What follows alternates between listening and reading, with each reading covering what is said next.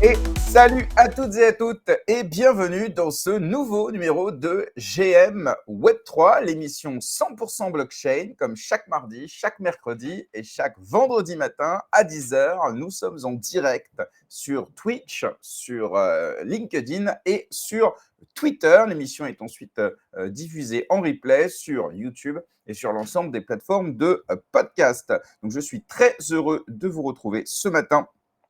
Aujourd'hui, nous allons recevoir Jean Meyer, le cofondateur et CEO de Deblock, une banque avec un wallet crypto. Voilà, donc on va voir ensemble tout ça avec lui. Avant de démarrer, comme d'habitude, évidemment, je vais vous parler du partenaire de cette émission, l'école blockchain Alira, qui est une école qui, depuis 2019, eh bien, vous forme au métier de l'avenir. Voilà. Donc, blockchain et IA essentiellement. Donc, pour chacun de ces secteurs, hein, il vous propose plusieurs types de formations. Formation blockchain en termes de consulting et de développement informatique, mais vous pouvez également vous former à la finance décentralisée ou encore à l'analyse de projets crypto pour voilà, un peu mieux comprendre les projets dans lesquels demain vous investirez peut-être. Et puis en matière d'IA, ils ont deux parcours de formation. Un pour apprendre à développer, coder des projets liés à l'intelligence artificielle et puis un projet plutôt lié au consulting pour accompagner des projets dans cet écosystème. Donc, vous pouvez aussi bien faire cette formation à titre perso, vous pouvez également la faire via votre entreprise, c'est tout à fait possible. La plupart des formations sont agréées, certifiées par le ministère du Travail et donc ça vous permet de bénéficier des différentes aides type France Travail, CFE, CPF et puis la région, etc. Moi, par exemple, j'ai fait ma formation consultant il y a plus d'un an chez eux et tout a été pris en charge par France Travail. Donc ça, c'est plutôt cool. Au niveau des formateurs, c'est des personnes qui sont connues dans l'écosystème et qui viennent régulièrement dans l'émission. On a Gaëtan, spécialiste Ethereum et DeFi. On a Pascal aussi qui vient faire ses chroniques, qui reviendra à la rentrée d'ailleurs faire ses chroniques DeFi avec nous. Et puis, on a voilà, toute une flopée, évidemment, d'intervenants. On a également chaque lundi un live où ils reçoivent voilà, les différentes personnalités de l'écosystème. Et puis, moi-même, voilà, je participe à la formation sur du marketing Web3 et du personal branding. Donc, voilà. Donc, en tant que partenaire de l'émission, vous bénéficiez de 100 € de remise sur l'ensemble des formations. Donc, pour ça, c'est très simple, hein. Vous avez le lien qui se trouve dans la description, comme d'habitude. Et puis, évidemment, voilà, prenez rendez-vous, utilisez le lien qui se trouve directement dans la description ou le code GRM 100 et puis renseignez-vous voilà, sur les formations auxquelles vous pouvez avoir droit. Alors, je réponds à Linux, Why Not in Englishman parce qu'en fait, l'émission le mardi et le vendredi, c'est en français et puis le mercredi matin, c'est en anglais. Voilà, comme ça, on arrive à toucher une audience plus large. Salut à toutes et à tous. Alors, avant de commencer de recevoir mon invité du jour, je vous invite bien sûr à vous abonner, à partager la chaîne. Vous pouvez également participer dans les commentaires et poser vos questions à notre invité. N'hésitez pas. Et puis voilà, je partagerai évidemment en live tout ça. Bien, écoutez, je crois qu'on est prêt. On va donc accueillir maintenant notre invité du jour, Jean. Salut Jérémy. Bonjour Jean, comment vas-tu? Ça va et toi? Il fait un peu chaud, mais sinon ça Oui. va. Il fait très très chaud. Alors, est-ce que tu entends par hasard le ventilo que j'ai essayé de mettre un petit peu loin? Est-ce que tu as un bruit ou Absolument non, ça pas. va? Non, non, c'est Ah, bon, ok. nickel. Bon, ça, c'est super. Je suis très heureux de te recevoir dans l'émission, surtout que tu te fais assez rare, je trouve, par rapport à d'autres qu'on voit tout le temps.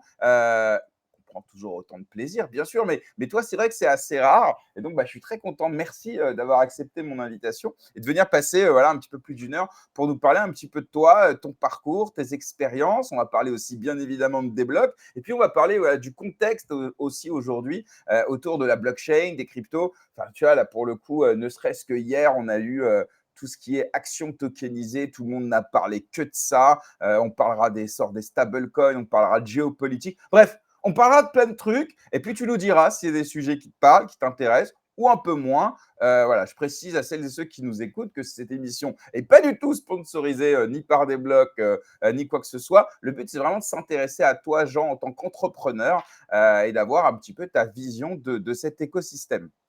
Est-ce que tu es prêt, Jean? Let's go, c'est parti. Alors d'abord, Jean, est-ce que tu peux nous parler un petit peu de, je sais pas, l'endroit où tu as grandi et puis ensuite on égrènera un petit peu tes différentes expériences. Et c'est intéressant de voir le milieu dans lequel les entrepreneurs ont grandi. Donc peut-être rapidement, si tu veux nous raconter un petit peu. Ouais, bien sûr, il n'y a pas de problème, je m'attendais pas du tout à celle-là, mais d'accord. Euh, Disons que, à mon avis, bon, déjà pour le contexte, je pense que les entrepreneurs viennent tous excuse-moi pour les anglicismes, mais de backgrounds très différents.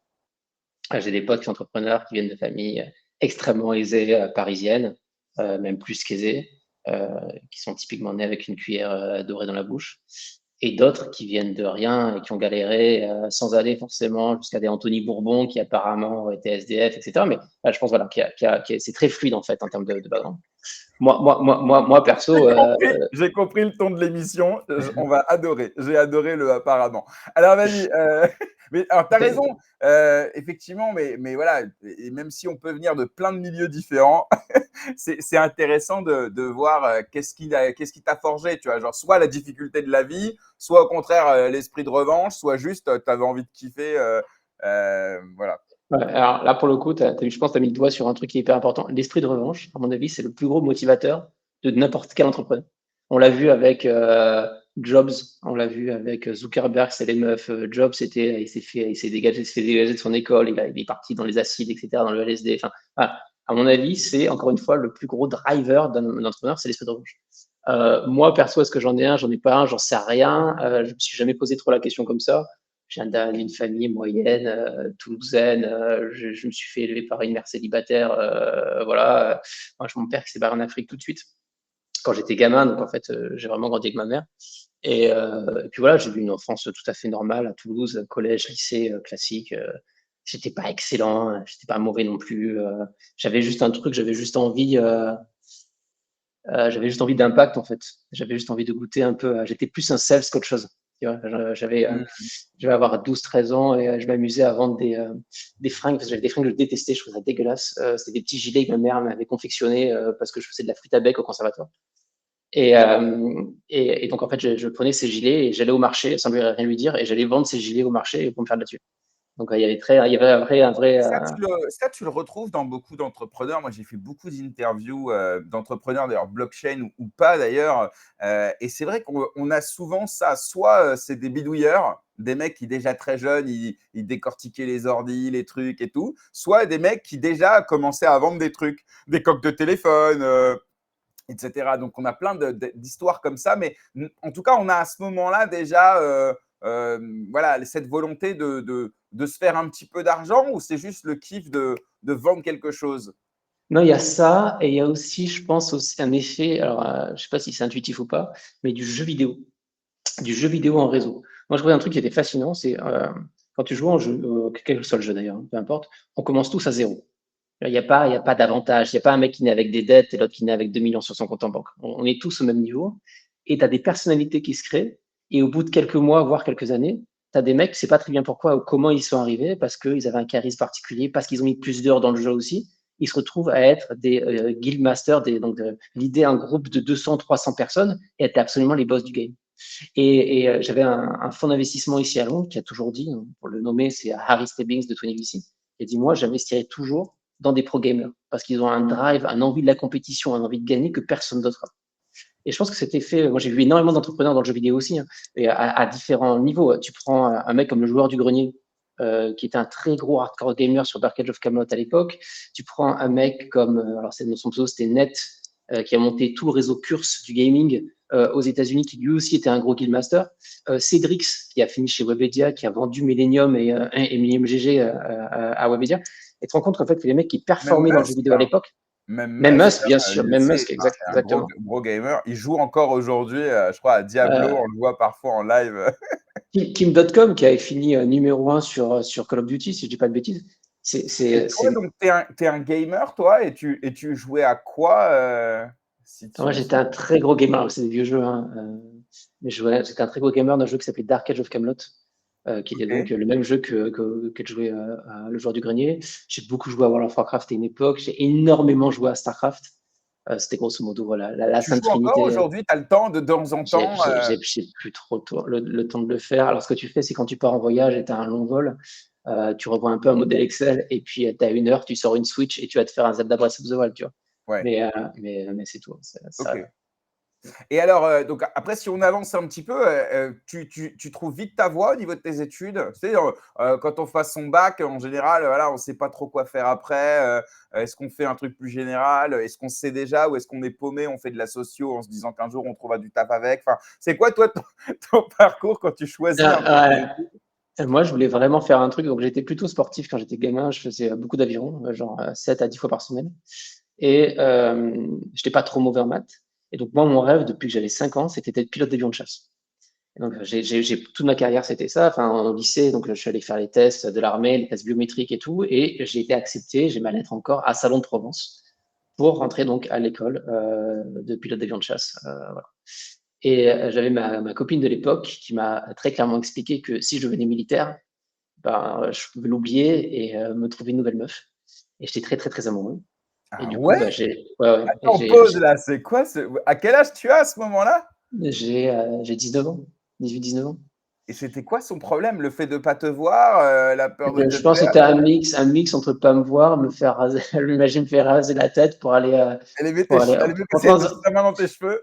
pour rentrer dans un rafale et voilà. Et du coup, j'y suis pas allé. Je regrette Ah pas parce que ouais, j'ai eu un autre parcours. Ouais. bien sûr, Et, mais c'est fou et, ça. OK, d'accord. et je suis rentré dans une école d'ingé après et voilà. Et en école d'ingé, la vérité, c'est qu'en école d'ingé, t'apprends pas grand-chose. Hein. T'apprends beaucoup de physique, beaucoup de maths. Tu vas faire de l'analyse du signal, des trucs très théoriques. T'apprends sûrement pas à coder ou coder très mal. En tout cas, c'était le cas à l'époque. Tu fais pas des écoles comme 42 ou autre. Et en fait, tu apprends à coder parce que tu es entouré de geeks et gros nerds qui, eux, codent déjà et tu as des codes de code, tu as des clubs de code, etc. Et tu les rejoins et tu apprends un peu à coder avec eux. Mais c'est pas à l'école que tu apprends à coder. Et donc, en fait, j'ai appris des technos très basiques. Encore une fois, hein, on parle d'un truc En qui fait, ça ils date de t'apprennent 20 ans. surtout à travailler à travailler en vérité. Ils t'apprennent à Ils livrer des t'apprennent, trucs, un peu de méthode, ouais, tout ça, non? t'apprends à apprendre. C'est souvent ça. C'est ce qu'on aime dire. C'est que ils te disent, voilà, le problème, c'est X, démerde-toi. Et tu as Internet et voilà. Et tu vois ça avec tes potes et tu vois ça sur Internet et tu arrives à trouver une solution tout seul. Donc, ça t'apprend un peu ça. Et j'ai un peu chaté à l'époque parce que j'avais bossé sur une techno avec des clubs de code, etc. Et alors, moi, j'étais pas à l'X, hein, j'étais pas central non plus. Et on avait beaucoup en fait, d'élèves qui partaient en stage de fin d'année dans des entreprises locales où ils se finissaient chez Capgemini à la Défense. Pas des trucs qui me faisaient forcément rêver. T'étais plus à Toulouse à ce moment-là? Parce qu'il y a Ouais, j'étais Airbus Toulouse. là-bas, donc et peut-être il y avait des gens aussi qui allaient, Non, non, non? j'étais plus à Toulouse. J'étais à OK. Belfort, donc autant te dire que c'était Ah bien, ouais, tu bien as loin. changé. OK, d'accord. Ouais. OK, très bien. 11 heures de train, tu as un train de nuit qui part de Toulouse jusqu'à Belfort, qui tape 11 heures, tu passes par Lyon, c'est un enfer. Et puis je te parle en plus d'un moment où il n'y avait pas trop d'ordinateur portable, donc tu avais le gros écran cathodique, tu vois, que tu devais te trimballer quand tu rentrais chez toi, donc tu rentrais jamais chez toi. Donc c'était moyen. Mais ouais, donc j'étais à Belfort, tout le monde se barrait chez Capgemini ou chez Alstom, hein, qui était un peu la boîte locale. Et moi, j'ai eu la chance, je suis tombé sur un stage aux États-Unis, à Philadelphie, dans la banque, dans la finance. Donc Et chez donc, BNP, chez BNP, c'est ça. Et donc, je suis parti là-bas et c'était super. J'ai passé 1 an et demi là-bas et j'ai et découvert les US et c'était comment excellent. tu passes de Belfort à BNP à Philadelphie? Enfin, voilà, j'imagine que c'est pas intuitif. C'est quoi? Tu postules et c'est un coup de C'est ou que de est-ce que la tu chance. as des gens que tu connais sur place? Ou est-ce que tu fais un coup de je sais pas, Non, non, non, non, c'est vraiment, j'ai pas eu de piston, j'ai rien eu, c'était de la pure chance. Les mecs ont débarqué, je crois que le mode de stage là-bas, donc c'était stage de fin d'année, avait fait la même école, donc en fait, très naturellement, ce qu'ils font, c'est qu'ils mettent des offres de stage dans les mêmes écoles. J'ai eu l'offre de stage, je crois qu'on devait être une vingtaine à postuler. C'est moi qui l'ai eu parce que j'avais grosso modo bossé sur la même techno et voilà, donc le mec m'a plutôt kiffé. Il m'a dit, OK, c'est toi qui as le rôle et je débarque aux US. C'était aussi bête et simple que ça. Et en parallèle, ce que j'avais fait, donc moi je voulais toujours monter des boîtes. Voilà, j'ai monté une boîte qui s'appelait Everchat à l'époque, j'en parlais un peu, qui distribuait des applications de chat quand personne ne savait faire des applications de chat. J'étais arrivé à coder ça un peu tout seul. Et j'avais aussi monté, durant mes études, une boîte qui s'appelait Banque Exam. Et Banque Exam, ça faisait quoi? C'était l'arrivée du Web 2.0, donc très collaboratif. Et tu passes à un examen, je sais pas, moi j'ai n'importe quoi, le concours de commissaire de police. et tu ne sais pas si tu avais performé ou pas. Donc, tu scannais ton examen, tu mettais sur Banque Exam, les mecs apportaient une correction, et du coup, Banque Exam devenait en fait la plus grosse banque d'annales d'examen, la fonction publique, territoriale, etc., de France, et des universités et autres. On avait plus d'un demi-million d'examens en un an, donc ça grossit. On a monté jusqu'à 6 millions de visiteurs uniques par jour à une époque. Et ça s'est fait racheter très vite par Studyrama. Donc ça, c'était la première grosse expérience entrepreneuriale. Il faut savoir qu'on était deux, qu'on n'avait pas levé d'argent. À l'époque, je te parle d'un truc en 2007-2008, il était très facile d'avoir du trafic parce qu'il y avait très peu de compétition. Donc tu faisais un peu de SEO, il n'y avait même pas de performance marketing, ça n'existait pas tout ça. Tu faisais un peu de SEO, tu te mettais sur 2-3 annuaires, tu te trouvais avec 2-3 millions de visiteurs uniques très facilement. Et paradoxalement, il était très compliqué de lever de l'argent. Tu avais beaucoup moins de fonds d'investissement, beaucoup moins de VC. Et donc, c'était très, très, très compliqué. Même avec 6 millions de visiteurs uniques, on n'arrivait pas à lever, ce qui est impensable aujourd'hui. Et aujourd'hui, on arrive un peu la dynamique, c'est un peu inversée. Il est assez facile de lever de l'argent, en tout cas pour des mecs qui ont le réseau, l'expérience, etc. Et beaucoup, beaucoup, beaucoup plus compliqué d'aller choper de la distribution et du trafic parce que la compétition est folle, quoi. Ouais, ouais, ce que tu dis est intéressant. Alors, on va y revenir bien sûr au challenge du go-to-market, de la folie des levées de fonds, etc. Mais ouais, et ça, donc là, à ce moment-là, ouais, on est en 2008-2009, OK. Et donc, tu fais de cette boîte-là avec un associé, c'est ça? Ouais. Cet associé, c'est quoi? C'est un pote? C'est un mec avec qui vous vous retrouvez dans ce projet? C'est mon meilleur pote. En fait, on s'est rencontrés dans Dark Age of Camelot.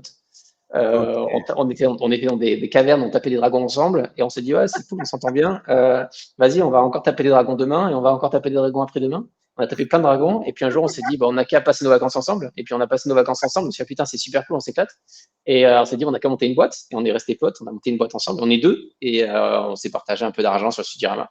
Donc lui, je sais pas exactement ce qu'il a fait de sa thune, je me rappelle pas. Moi, ce qu'il faut savoir, c'est que quand tu fais une exit comme ça, tu as l'État qui prend la moitié, hein. Et donc, ce qui te reste, moi, j'avais très envie de retourner aux États-Unis parce que j'ai eu ma période d'un an et demi, je venais juste de rentrer en France, j'avais très envie de repartir. Et c'était 2008-2009, donc tu vois, en pleine crise financière, très compliqué de se faire sponsoriser un visa. Et du coup, je me suis dit, ben, vas-y, tu t'auto-sponsorises ton visa, donc tu as de la thune, t'as qu'à te payer une école aux US, et du coup, tu auras un visa étudiant et tu y retournes, et là-bas, l'océan des possibles, tu vois. Et ce qui faisait du sens, j'avais envie d'aller à New York. Voilà. Donc à New York, tu n'as pas 10 000 écoles, tu as NYU, Columbia. Bah, j'ai postulé à Columbia et dans la business school parce que j'étais déjà ingénieur, donc ça faisait pas de sens de continuer sur un diplôme d'ingénieur. Et voilà, j'ai passé 2 ans à Columbia Business School à New York. C'était incroyable. C'était incroyable. Tu as un campus du Navy League américaine en plein milieu de New York. Tu rencontres des gens fantastiques qui viennent de backgrounds tous hyper différents, hyper variés. Tu as des anciens champions de NBA ou de NHL. Tu as des mecs qui viennent de McKinsey. Tu as des mecs qui viennent de la banque d'investissement. Tu as des entrepreneurs. Tu as de tout. Et c'est assez fou, quoi. À ce Et moment-là, tu as quel âge? là, j'arrive là-bas, j'ai 26 ans. OK, d'accord. Et à ce moment-là, tu es le seul, j'imagine pas, ou est-ce que vous êtes plusieurs à avoir déjà fait un exit, à avoir déjà monté des boîtes? Enfin, c'est quoi Il n'y en a co pas beaucoup je vais te dire un truc, 90% de la place dans laquelle j'étais, c'était du consultant ou de l'investment banker. Donc, du banquier d'investissement ou du consultant McKinsey BCG, hein, pour ne pas les nommer. Des entrepreneurs, on est très peu, on doit être une poignée. Tu as des mecs qui viennent de family office, tu as des mecs qui ont juste de l'argent. En fait, tu vois, tu es Columbia et tu as envie de rénover l'aile droite de ta bibliothèque, ben, tu prends un mec qui pèse 1 milliard. Tu vois, tu te dis qu'à un moment donné, il va te faire un chèque. Donc, il y a des mecs qui ont juste de l'argent. Et des mecs comme moi, on doit être 2-3, avoir fait une exit, avoir monté une boîte. Et ce qui est marrant, c'est que donc à Columbia, je me rapproche d'un Hongrois qui vient justement de McKinsey, qui est très sympa. On commence à discuter. Et lui me dit, voilà, j'ai envie de rencontrer des meufs. Je fais, OK, cool. Est-ce que Jean, tu veux venir avec moi? Donc, il faut comprendre que Columbia, c'est très cloisonné. C'est pas comme les universités françaises. Donc, tu as un très grand campus et tu as l'école de business, tu as l'école de médecine, tu as l'école de droit, tu as l'école. T'as des écoles comme ça et chacun vit un peu en autarcie dans son école. Et du coup, lui, il me dit, bah, vas-y, viens, on va aller déjeuner à l'école de médecine ou l'école d'infirmière, hein, comme ça, on va pouvoir rencontrer des meufs. Donc, j'étais un peu son wingman, quoi. Je fais, ouais, ça me fait un peu chier, écoute, j'ai du taf, on a un exo à finir pour l'après-midi, ça te dérange pas. Bah, allez, Jean, s'il te plaît, donc on y va. Et de là est née l'idée de se dire, il n'y avait pas Tinder à l'époque, il n'y avait pas tout ça, il y avait Match.com et Match.com, bah, tout le monde s'en foutait, c'est un truc de vieux. On dit, bah, on n'a qu'à faire un site de rencontre pour étudiants, ce serait hyper cool. Et du coup, j'ai commencé à le coder, parce que j'étais le seul à pouvoir coder. J'ai codé le site tout seul de A à Z. design compris, hein, d'ailleurs au passage. J'ai vraiment tout fait. Et lui, il a fait toute la partie market, etc. Et on a monté ça. Et on l'a lancé à Columbia. Et Columbia, ça a pris très, très vite, très, très fort. Je crois que la moitié de Columbia, de toutes les écoles, y compris Columbia College, s'est retrouvée dessus en l'espace de 6 mois. Et derrière, on a étendu à NYU, et derrière, on a étendu à Harvard, et derrière, on a étendu à Yale. Un peu l'histoire de Facebook. Et c'était en Alors 2010-2011. Donc, tu vois, justement, au même moment où Facebook sortait. Donc, je le voulais pas parallèle. te, je voulais pas te couper, mais évidemment, ça fait écho avec l'histoire de Facebook, dans lequel tu as Mark Zuckerberg et ses camarades de classe, camarades de chambrée, qui décident de lancer. Alors, je sais pas si c'est un truc de rencontre ou si c'est plus. Enfin, ouais, c'est un peu pareil là. Facebook au départ, c'est un site, un kaléidoscope où en fait chacun met ses photos. Alors pour le coup, c'est un Facebook. Un Facebook à l'américaine, c'est d'ailleurs au Royaume-Uni aussi, hein, c'est la même chose. En fait, c'est ces livres où tu as tous les visages de chacun pour te Ouais, souvenir c'est où tu ça, es en c'est un anniversaire. peu Voilà, comme à la fin de l'année, voilà, tu as fait la photo et tout ça. Donc, tu as un côté un peu recensement, entre c'est guillemets, ça. mais tu pas le côté dating dans Facebook, Ça même pas s'il le se fait dating, mais naturellement. il est toujours un peu là, tu vois. Il est toujours un peu Ouais. là parce que tu as ton relationship statut, donc les mecs Mm. regardent. Bah, c'est comme sur Instagram. Instagram, t'as pas de côté dating, mais ça flirte énorme sur Ouais, mais moi, Instagram je parlais aussi. justement dans l'idée originelle. Alors, je sais pas si Marc l'a raconté quelque part, peut-être, mais au départ, c'était pas orienté dating. En tout cas, ça n'a pas Pas du été tout. brandé comme ça, en tout cas. Alors que vous, oui, vraisemblablement, et complètement, puisque le truc s'appelle Date My School, si je comprends Ouais, bien. ouais, c'est ça. Nous, c'était vraiment assumé. Lui, beaucoup moins, hein. Il était plus dans une logique à la MySpace ou à la Friendster. Ouais. Et on se rendait pas trop compte du stigma derrière le dating. On se disait juste qu'il y a de l'argent sur le dating. On était extrêmement naïf à l'époque, hein. Il faut savoir que le dating dans une industrie qui plutôt bien. N'y allez pas. Voilà. Montez pas. Je veux dire, tous les codeurs de 22, 23 ans qui ont jamais chopé une meuf de leur vie dans leur garage commencent à développer une app de rencontre en disant attends, j'ai un problème, j'arrive pas à choper de meuf, donc je vais créer une app de rencontre. Les apps de rencontre, il y en a 5000. Le problème est toujours le même, c'est pas un play technologique, hein, une app de rencontre, c'est d'abord un play marketing. Tu vends des gens à des gens. Donc n'y allez pas. Je vous assure, l'industrie est minuscule. Même une grosse part de gâteau ressemble pas à grand chose. Attends, alors, pardon, mais c'est intéressant. Là, c'est un conseil que tu donnes aujourd'hui. Alors, toi, tu as lancé donc, ton app de rencontre donc, il y a bientôt 20 ans. Non, un peu moins, 15 ans. Un peu Mais ça moins. passe vite, hein, mais OK, Ouais. ouais. Et donc, aujourd'hui, le marché des apps de rencontre, c'est quoi? J'ai l'impression qu'il y en a pas mal, mais elles se sont sectorisées, beaucoup. Elles se sont spécialisées même. Alors, j'ai utilisé pas mal d'apps de rencontre de mon côté, mais tu vois, tu as les apps gay, tu as les apps musulmanes, tu as les apps plutôt, alors voilà, Tinder qui est plutôt généraliste, tu as les apps d'infidélité. Enfin, moi, j'ai le sentiment que le marché de l'app de rencontre, elle est devenue sectorielle et ou communautaire.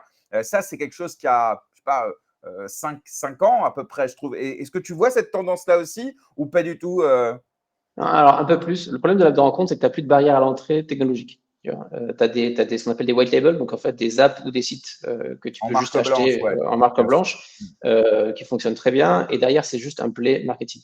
Donc le play marketing, c'est quoi? C'est trouver des marchés niches. Dire, voilà, je vais aller chercher les musulmans, je vais chercher les juifs, je vais chercher les catholiques, je vais chercher les mecs de droite, les mecs de gauche, etc.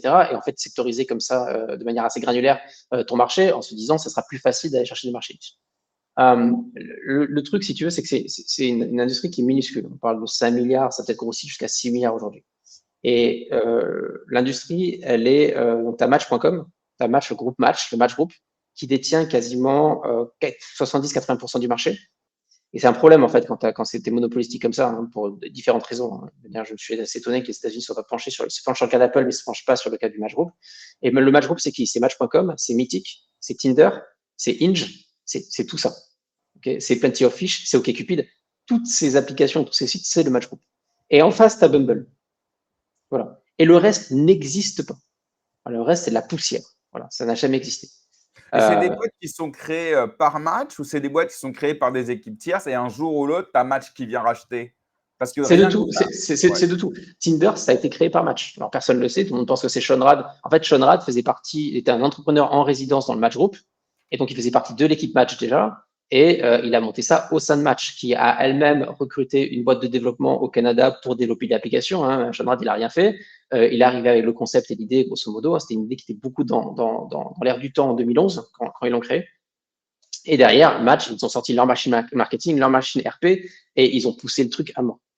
Bumble, c'est encore plus cynique. Bumble, c'est pareil, c'est créé par Badoo. Donc tout le monde pense que c'est Whitney Wolf qui a créé Bumble. Pas du tout. Whitney Wolf, elle était s'occupait du marketing chez Tinder à l'époque. Il y a un mec qui s'appelle André Andreev, qui est donc le fondateur de Badoo. Et André Andreev, il a vu Tinder débarquer en 2011 et il a fait waouh, en fait, ça c'est super cool, c'est le futur. Ok, mon site Badoo, il est mignon, mais il va pas aller très loin.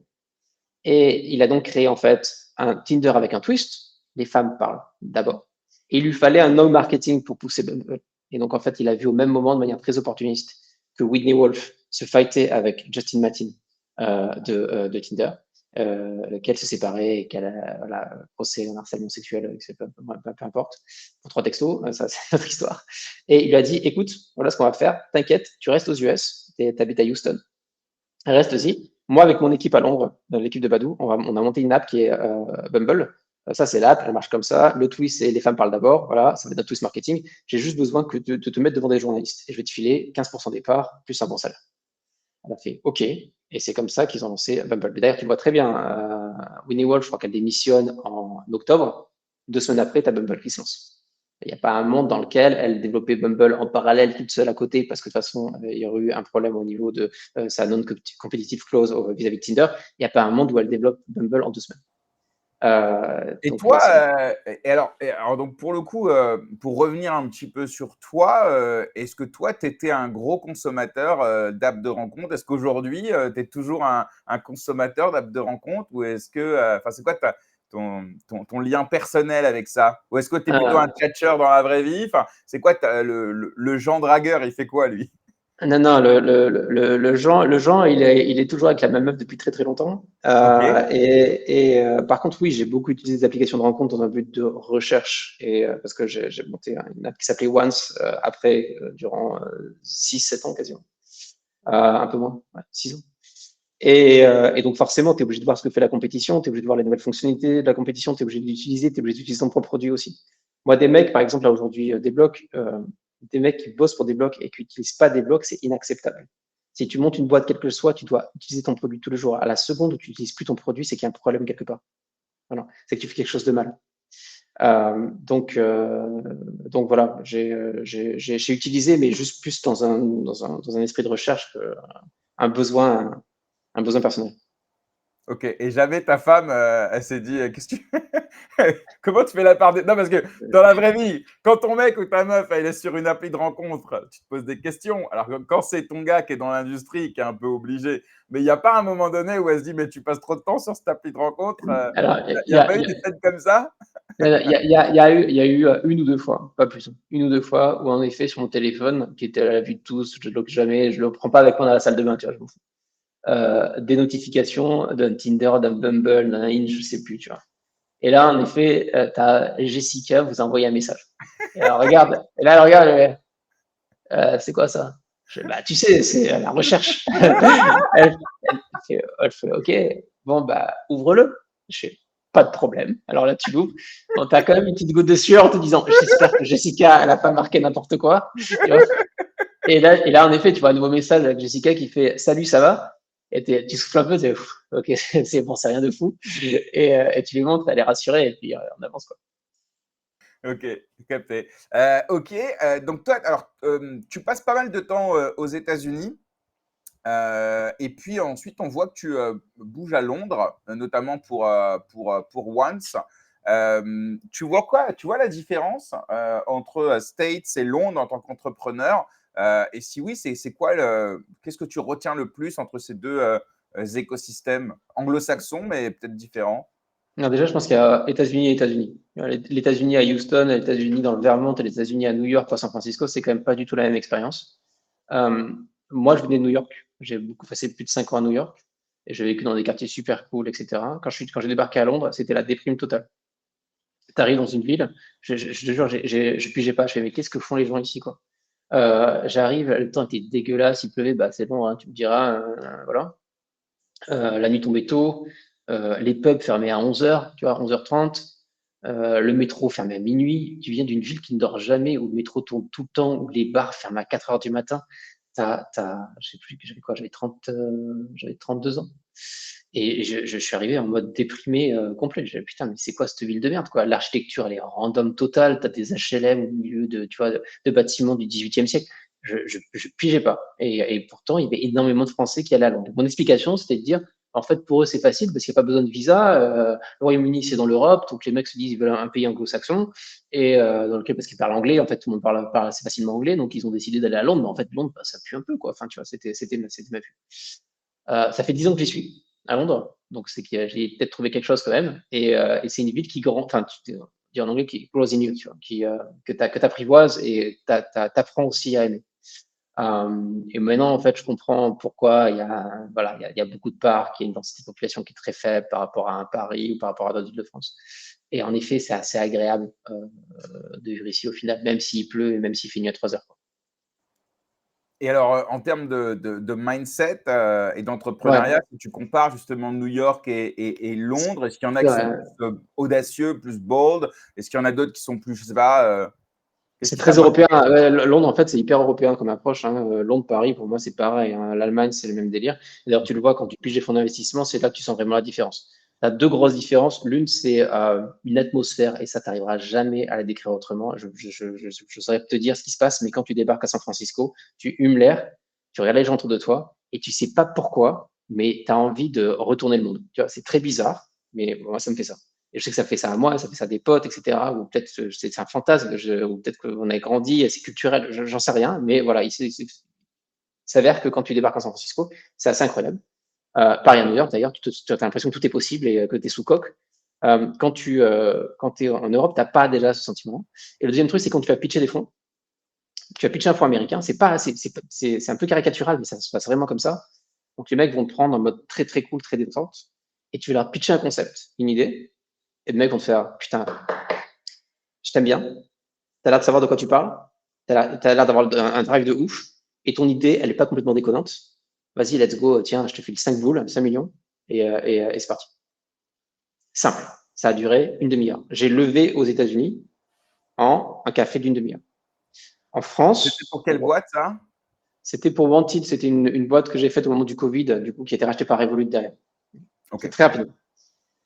En France ou au Royaume-Uni, bah, bon, déjà, tu arrives à préparer avec ton deck, tes 10, 15 slides, etc. Derrière, tu arrives avec ton modèle et tu vas te retrouver face à des fonds, et je ne vais pas les nommer parce que je ne vais pas les mettre dans la sauce non plus, mais ou des partenaires qui vont commencer à se pignoler sur ton modèle. On parle de ce qu'on appelle un seed stage, hein, du pré-amorçage. Sur ton modèle, en disant ouais, mais là, attends, ton hypothèse de churn au mois 18, je suis pas si je suis vraiment d'accord, il faudrait plus la mettre comme ça. Et là, au niveau de tes revenus, attends, c'est quoi? On va se refaire une session de 24 heures sur ton modèle ensemble. Gars, c'est du pré-amorçage. Les hypothèses que je mets dans mon modèle aujourd'hui, elles vont de manière sûre et certaine changer dans les 6 prochains mois. Ce temps qu'on est en train de perdre tous les deux, il n'a aucune espèce d'importance. Ça, des incubateurs comme le YC l'ont très bien compris, ça, des fonds américains l'ont très bien compris aussi. C'est l'équipe, d'abord l'équipe, une idée qui n'est pas trop déconnante, mais une équipe qui saura faire un pivot à me donner s'il y a un problème, une équipe qui sera adaptée à différentes hypothèses s'il y a un problème, c'est ça qui est important. Le fait que ton churn au mois 18 soit pas le bon, tout le monde s'en branle en fait. Et se refaire une session de 24 heures sur le modèle, c'est juste débile en pré-amorçage. Voilà. Et ça, en fait, c'est une mentalité qui est très française, très européenne. Et ils ont un peu de mal à lâcher des chèques tant qu'ils n'ont pas cette certitude que ton modèle, tu vois, ta cohorte 18 de femmes urbaines qui éventuellement achèteraient ton produit n'est pas aligné avec le benchmark de l'industrie il y a 3 ans. Bon, bah, les gars, Et il y tu a des penses raisons que pour laquelle on perd aussi, quoi. ce que tu dis est très intéressant parce que ce n'est pas forcément des choses dont on parle souvent. C'est vrai qu'en général, on félicite ceux qui ont levé, les licornes, etc.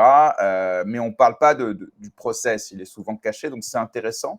À ton avis, c'est pourquoi? Est-ce que c'est culturel? Est-ce que c'est vraiment une question d'ego? J'ai envie d'être plus intelligent que l'entrepreneur et lui montrer qu'il s'est trompé. Je pense qu'il y a un peu de ça, perso. Ou alors, c'est juste de la prudence financière ou un retour d'expérience. Après avoir investi dans des boîtes, ils ont tellement perdu l'oseille que maintenant, ils veulent plus se tromper au risque de plus prendre de risques.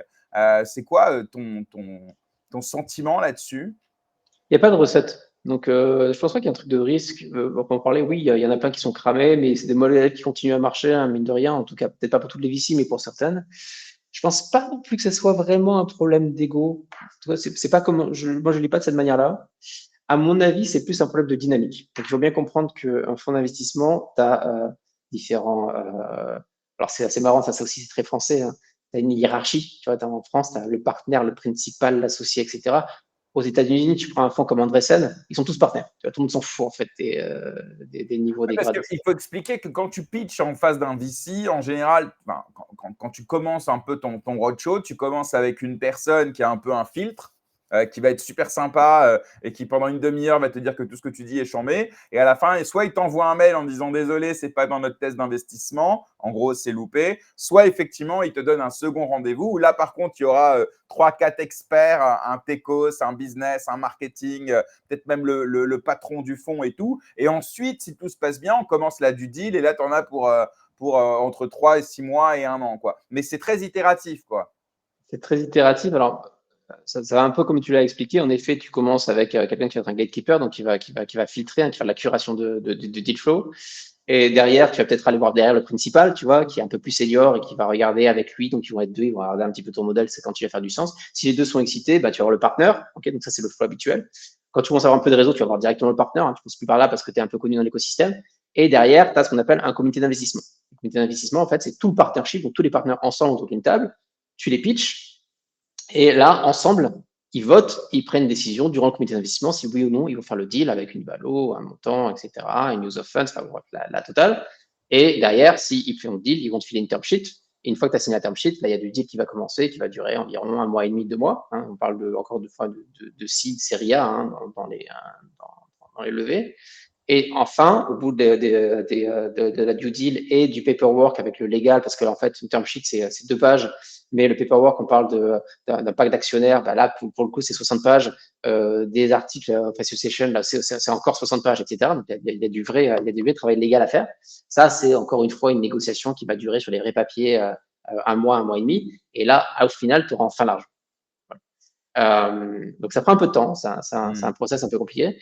Et pour répondre à ta question initiale, en effet, pourquoi les mecs sont chiants comme ça? Parce qu'ils se baquent aussi un petit peu par rapport. Donc eux, quand ils arrivent, donc ils vont champion un deal. Donc ça va être en fait, eux, ils pensent que le deal est chambé. Et donc ils vont dire, bah, ils vont aller le porter au comité d'investissement en disant, moi je pense qu'il faut faire ce deal. Et ils essaient de se baquer au maximum en disant, regardez, ce deal est trop fort parce que la cohorte machin, elle fonctionne et parce que le business model peut pas se planter, parce que même si ça tombe, moi j'ai regardé le modèle, et ben ça fonctionne parce qu'il y a ce revenu-là qui kikine, etc. Et en fait, il essaie juste de baquer pour montrer, pour en fait enlever toutes les peurs et les concerns qu'on pourrait avoir durant le comité d'investissement. C'est la vraie raison, elle est là. Alors qu'aux États-Unis, ils sont tous partenaires, ils se font énormément confiance et aussi ils prennent assez leurs responsabilités. En tout cas, c'est une approche qui est différente en termes de management. C'est très culturel au final. Et les mecs arrivent au comité d'investissement, ils vont dire, ben voilà, ce deal est chambé parce qu'il est chambé, l'équipe est folle parce qu'elle a fait X, Y, Z avant, et en fait, on a juste besoin de savoir ça. Et en plus, j'ai appelé 2, 3 potes voir s'ils utilisaient leurs produits, et apparemment, ils utilisent le produit et il est trop fort. Et ils étèrent 2, 3, un peu plus, et je pense que c'est un super pari. Et si ça marche, on fait un fois 1000. Et cette mentalité de si ça marche, elle est très américaine. Alors qu'en Europe, on a plus une mentalité de si ça marche pas, qu'est-ce qu'on fait? Bah, restons sur le si ça marche. Tu vois. Ouais. Ouais, je vois, ok. Alors, si on avance un petit peu, justement, donc en fait, tu fais donc Date My School, ensuite tu fais Once Dating, et à un moment donné, donc il y a le Covid qui arrive. Comment tu le vis, toi, le Covid? Parce que chacun l'a vécu différemment, à des endroits différents, en faisant des choses différentes. Est-ce que à ce moment-là, c'est là que tu découvres les cryptos comme beaucoup, ou est-ce que tu les avais déjà découvertes avant? Parle-nous un petit peu de cette période un peu Covid qui a transformé beaucoup de vies. Ouais, donc moi, juste avant le Covid, je commence une nouvelle boîte qui s'appelle donc Wanted, qui était une sorte d'app de débauchage. Donc débaucher les gens qui sont déjà en poste. Ma thèse, elle était assez simple. Les mecs qui sont bons, ils ont déjà un taf. Et donc si tu as déjà un taf, quand tu montes une startup, tu essaies toujours de débaucher des gens. Donc on va monter une application qui sert qu'à ça. Euh, tu, L'idée était très simple. Tu dévoiles à l'application de manière anonyme quel est le package, donc le salaire pour lequel tu serais prêt à bouger. Et derrière, tu as des boîtes qui bêtent, tout simplement. Et cette app, on va la monter aux US. Et ce qu'on a fait, donc avec un bon pote que j'ai rencontré chez Once, on est partis tous les deux aux US. Avec mon pote hongrois, qui j'ai monté DeadMySchool, on est aussi partis aux US. Donc on est restés tous ensemble. Et on a levé très peu d'argent. On a levé 2 millions en pré-amorçage. On est parti à 5 pour monter à New York. Donc on a commencé, c'était en janvier 2020. Le Covid est arrivé en mars. Et autant côté, donc nous, on était une app qui était très B2B2C, donc en fait, il fallait non seulement choper des employés qui étaient prêts à mettre leur salaire, mais il fallait aussi choper des boîtes et le vendre aux boîtes. Donc côté employé, ça marchait très bien.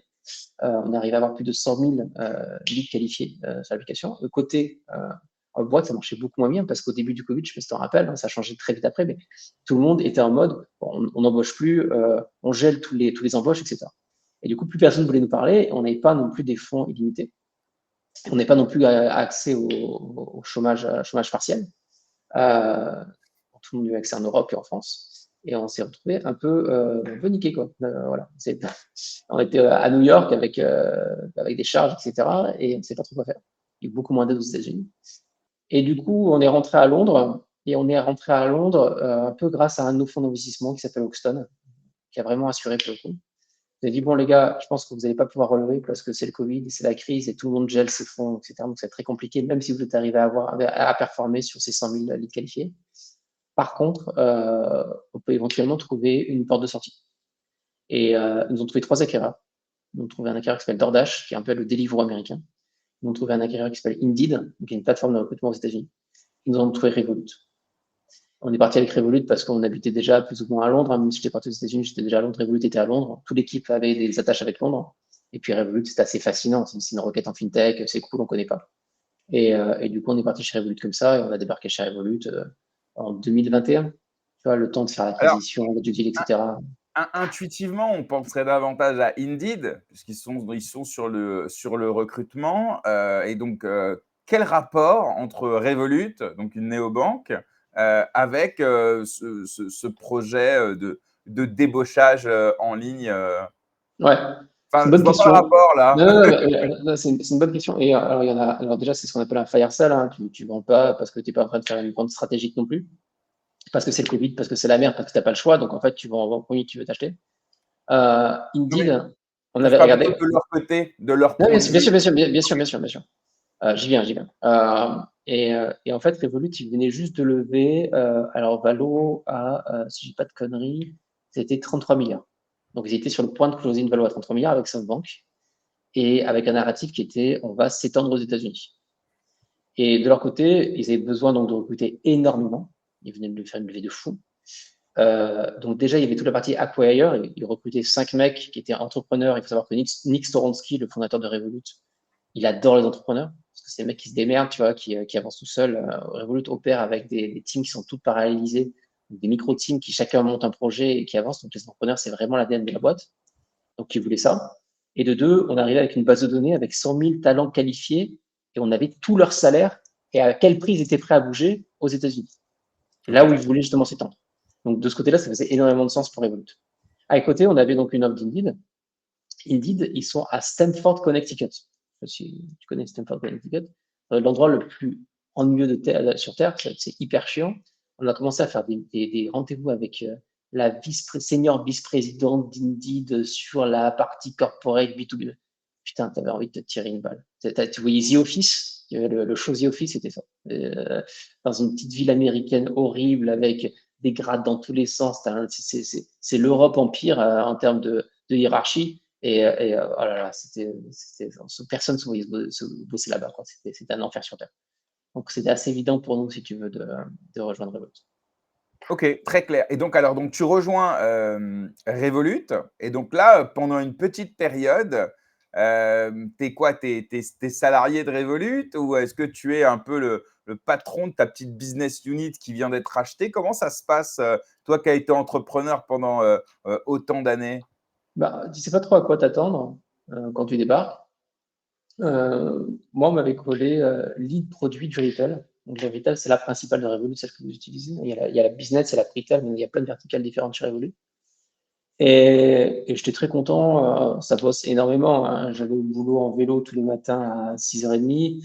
Tu reviens le soir, il est 23h, donc tu bosses comme un porc, tu bosses aussi le week-end, tu ne rentres pas de vacances. Donc tu bosses comme un entrepreneur au final, ça ne change pas grand-chose.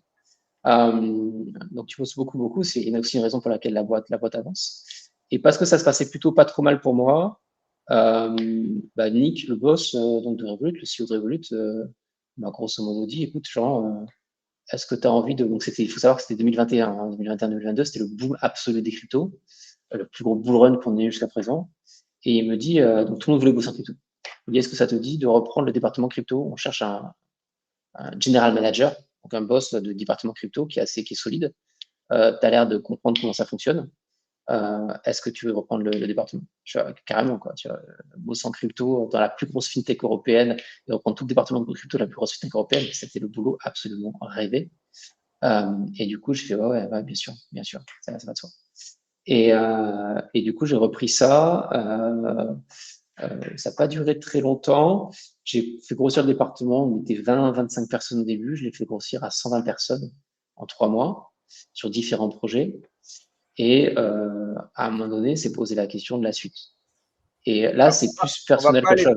On va pas aller trop vite parce que cette expérience chez Revolut, elle m'intéresse parce que donc moi, j'ai vécu un peu l'évolution de Revolut autour des cryptos en termes de produits. Qu'au départ, voilà, je crois que c'était pas vraiment de la crypto. Enfin, en tout cas, tu détenais pas vraiment tes cryptos. Puis après, petit à petit, ils ont commencé à annoncer que tu pouvais transférer les cryptos. Au début, je crois que tu pouvais pas les transférer. Donc, ils ont évolué aussi au niveau de la custodie ou en tout cas la réalité de la crypto que tu achetais vraiment. Mais peut-être si on fait un petit retour en arrière, toi, comment tu découvres Bitcoin ou les cryptos? Parce que dans tout ton parcours qu'on vient d'égrener, on n'a pas une seule fois parlé de crypto. C'est à quel moment, pour la première fois, tu en entends parler et où tu t'y intéresses?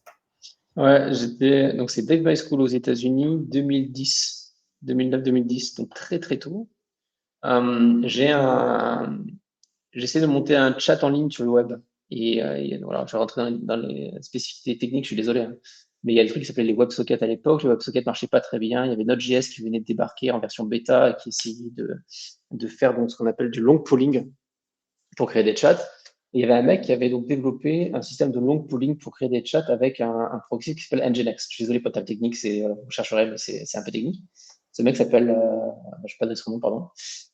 Et donc, il avait développé ce plugin et il s'avère qu'il est à New York. Et donc, je le contacte, je fais salut mec, c'est super, tu as développé ce plugin, j'aimerais que tu m'aides si tu veux le mettre en place sur mon application de rencontre. Et il me dit, ouais, pas de problème, si tu me payes, bien sûr, tiens, je suis ton salarié, c'est intéressant, je cherche un peu de thunes. Donc, je commence à bosser avec lui et il me dit, ce qui serait cool, c'est que tu me payes en Bitcoin plutôt. Je parle de 2009-2010. Hein. J'ai un Bitcoin, c'est quoi ça? Et il m'explique, bon, voilà, Bitcoin, c'est une monnaie numérique, c'est tout nouveau. T'en achètes, je fais comment j'en achète? C'est hyper compliqué. Il me dit, voilà, tu cette plateforme, même plus le nom des plateformes, j'ai encore les reçus. J'ai acheté des Bitcoins sur cette plateforme. Et si tu fais ça, je te file 15% de réduction sur mon salaire. Je fais d'accord. Et je commence à payer en Bitcoin. Mais je ne m'intéresse pas plus que ça. Je ne comprenais pas trop ce que c'était. Et puis il m'explique, et puis il m'éduque. Et puis il me dit, on avait des serveurs qui étaient dans un data center, parce que c'était moins cher. Donc on avait acheté des unités U2, ça s'appelle refurbished de Facebook à l'époque, qui les vendaient sur eBay. Et donc on les récupérait, donc ça nous faisait des serveurs, on les faisait dans des racks, dans les data centers. C'était hyper chiant en termes de maintenance, mais on le faisait quand même. Et dans ces racks, on avait aussi des unités de minage. Et il me dit, voilà, tu vois, c'est comme ça qu'on mine, le réseau fonctionne. Et c'est vraiment à ce moment-là que j'ai commencé un petit peu à m'y intéresser. J'y croyais pas beaucoup au début, pour être complètement honnête, en me disant, il est impossible que le gouvernement, d'un point de vue souveraineté, laisse une monnaie parallèle se développer. À la seconde où ça va devenir, en fait, ça va avoir une certaine importance, les mecs vont l'arrêter et vont l'interdire. Tout le monde dit, mais non, tu ne veux pas interdire Bitcoin. Bon, en fait, tu peux interdire tous les exchanges Bitcoin. Donc, à partir du moment où tu n'as plus accès au fiat pour acheter des Bitcoin, tu n'as plus rien. Tu vois. Donc, si tu peux, en fait, techniquement parlant, tu peux l'interdire. Et ce que j'ai sous-estimé largement à l'époque, je pense, c'est l'immobilisme politique. Et en fait, la lenteur d'une administration pour prendre des décisions. Et une fois, alors, au début, en fait, ils ont rié, ça n'avait pas d'importance. À partir du moment où ça commençait à prendre de l'importance, il était déjà trop tard et ça devenait un risque politique d'interdire Bitcoin parce qu'en fait, il y a beaucoup de détenteurs de Bitcoin aux États-Unis. Du coup, j'ai pas accumulé comme un porc à l'époque, malheureusement. Je m'en veux. Alors, j'en ai acheté pour pas très cher. que j'ai revendu pour pas très cher non plus, en me disant que c'était vraiment des bouffons qui étaient prêts à me l'acheter à 2 fois le prix. Euh, euh, et, euh, et c'est un des plus gros regrets de ma vie aujourd'hui, bien sûr. Ok, je vois. Ok, c'est intéressant. Est-ce qu'à ce moment-là, toi, tu es déjà euh, idéologiquement ou en tout cas philosophiquement, tu appréhendes déjà la problématique à laquelle Bitcoin entend répondre, puisque on a parlé tout à l'heure de la crise des subprimes. On est en pleine crise financière justement en 2010. Après, il y en aura d'autres. Hein. Il y aura la crise de la dette de l'euro en 2012, etc. Est-ce que tu es politisé à ce moment-là? Pas militant, mais est-ce que tu as une conscience politique à ce moment-là et tu te dis, tiens, Bitcoin peut répondre à ça, ou en fait, pas du tout, c'est plutôt la partie tech et éventuellement finance qui t'intéresse? Alors, pas du tout, non. Moi, je trouve ça assez. Alors, je trouve deux, trois trucs assez cool. Je me dis, putain, en fait, je bossais dans le dating à l'époque et on luttait énormément à trouver ce qu'on appelle un acquireur. Donc, un acquireur, en fait, c'est un service en ligne qui va te permettre d'accepter des numéros de carte de crédit pour, en fait, payer un abonnement ou autre.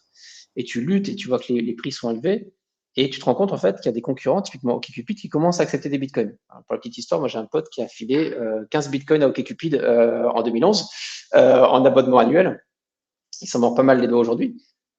Et je fais, ah putain, en fait, c'est assez pratique au final pour faire du paiement en ligne, quoi. Parce que t'as pas à te galérer, tu as juste à avoir une adresse Bitcoin et tu peux payer. Et je trouve ça hyper intéressant.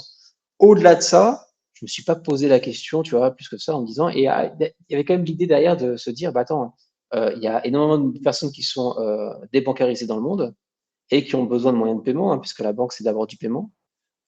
C'est intéressant parce qu'elles ont besoin, elles n'ont pas besoin de Ou filer leur du, ou passeport. du, ou du, ou du crédit aussi, notamment avec l'essor du microcrédit ces dernières années. Là, on parlera Mais DeFi, ça, hein, ça, c'est pas ça, c'est forcément venu après, Bitcoin. c'est DeFi. Donc c'est Ouais. ça, c'était pas Bitcoin essentiellement. C'était plus le moyen de paiement pur et dur. Alors je trouvais ça pas ça hyper rapide non plus. Je comprenais qu'il y avait des frais de transaction à payer. Donc il y avait quand même, tu vois, deux trois trucs qui m'embêtaient, mais je trouve ça hyper intéressant. Et c'était plus dans une approche de voyons voir ce qui va se passer, plus que dans une approche de spéculation pure et dure. Hmm. J'aurais peut-être dû avoir l'approche spéculative déjà Ouais, de mais de base. toute façon, ouais, avec des si, hein, tu sais, C'est d'ailleurs, ça. la plupart des gens qui me disent qu'ils ont rencontré Bitcoin il y a longtemps, évidemment, enfin, il y en a très peu qui ont encore leur Bitcoin de l'époque. Bien sûr. Et donc, bon, finalement, je pense que ça ne sert à rien de refaire le film, surtout qu'on estime qu'on est encore précoce par rapport à d'autres. On est toujours le early de quelqu'un, donc bon, de toute façon, ça ne sert à rien d'avoir des regrets. Et après, donc, tu as 2015, 2016, 2017, 2017, 2018. Tu as l'arrivée à ce moment-là de ce qu'on appelle des blockchains d'infrastructure, où là, ça va plus justement, ça va plus simplement être du paiement, mais ça va être des applications décentralisées. On va parler de DeFi, on va parler un peu plus tard, bien sûr, de NFT, de tout ça. Comment toi, tu vois ces cycles qui vont utiliser la blockchain pour faire autre chose que justement du paiement avec Bitcoin? Est-ce que tu le suis? Est-ce que ça t'intéresse? Ou est-ce que tu regardes ça de loin? Parce que toi, tu entreprends dans d'autres secteurs à ce moment-là. J'étais dans le dating à ce moment-là, et en fait, je vois la vague d'ICO qui débarque en 2017, qui fait beaucoup de bruit, et je me dis, putain, on est entouré de bouffons, quoi. C'est vraiment des tocards, c'est vraiment ce que je me suis dit. Et pourquoi je me suis dit ça? Parce que il y a eu des ICO sur tout et n'importe quoi, essentiellement sur Ethereum. Et on se trouve avec des boîtes, je me rappelle, ils avaient lancé le token Match, c'était donc une boîte de dating, moi j'étais dans le dating, donc forcément je regardais des ICO dating. Nous, on galérait dans le dating, tu galères à lever 3, 4 millions parce que c'est une industrie toute petite, il n'y a pas d'exit, c'est cannibalisé par le match group, on en a parlé tout à l'heure. Et là, tu as des boîtes qui sont de nulle part, sans produit, sans rien, qui te lèvent 7, 10, 15 millions sur des ICO avec des tokens à la con. Ils vont dire, ouais, on va avoir des matchmakers, on va les payer avec les tokens, enfin, des narratifs, mais éclatés au sol. Et eux, ils lèvent. Et eux, ils lèvent, cool. Et derrière, ils viennent te voir et ils te disent, ouais, salut, j'ai vu que tu avais une application de rencontre. Bon, nous, on a levé 15 millions là. Le truc, c'est qu'on ne s'est pas monté de boîte, on a fait plein de promesses et on est un peu niqué parce qu'on a une commu qui est un peu vénère. Du coup, est-ce que ça Sauve-nous. te dirait, est-ce que, Tu peux, est-ce que, est-ce que tu peux faire notre roadmap, s'il te plaît? est-ce qu'on pourrait fusionner comme ça notre commu, ils sont contents et tout va bien et puis on bosse ensemble. Tu vois, t'as pas envie de mettre le doigt là-dedans, c'est un peu chiant de leur expliquer quoi que ce soit et surtout tu te dis, bah, attends, il y aura des implications et juridiques et fiscales et machin et voilà. Donc pour moi, ce que je vois en 2017, c'est une bande de tocards qui c'est de l'argent facile et c'était aussi l'époque de OneCoin, hein, si je ne dis pas de bêtises, en 2017. Et énormément de scams, comme à chaque fois, de toute façon, qu'il y a une poussée, qu'il y a un bull run, tu as du scam dans tous les sens. Et je suis assez dépité, au final. Je suis putain, c'est un peu de la merde. Voilà. Après, la DeFi, j'ai rencontré un peu plus tard. Moi, j'ai rencontré la DeFi avec la vague des NFT en 2021. Ok. Et j'ai Pas trouvé avant, ça. pas la DeFi Summer qu'on a à Non, l'août 2020, justement. Non. euh, Ok. pas du tout. Ouais. Je m'étais pas intéressé plus que ça. Et en 2021, le truc qui m'avait vraiment fasciné en DeFi, c'était les loans avec un asset en En collatérisé. collatéral. Ok, donc c'est Voilà. à l'époque les singes qu'on mettait en collatéral pour emprunter de Par l'argent. exemple, Ouais, ok. par exemple. Et en fait, je vais essayer d'emprunter de l'argent à l'époque. J'étais au Royaume-Uni pour un projet immobilier, j'étais pas arrivé.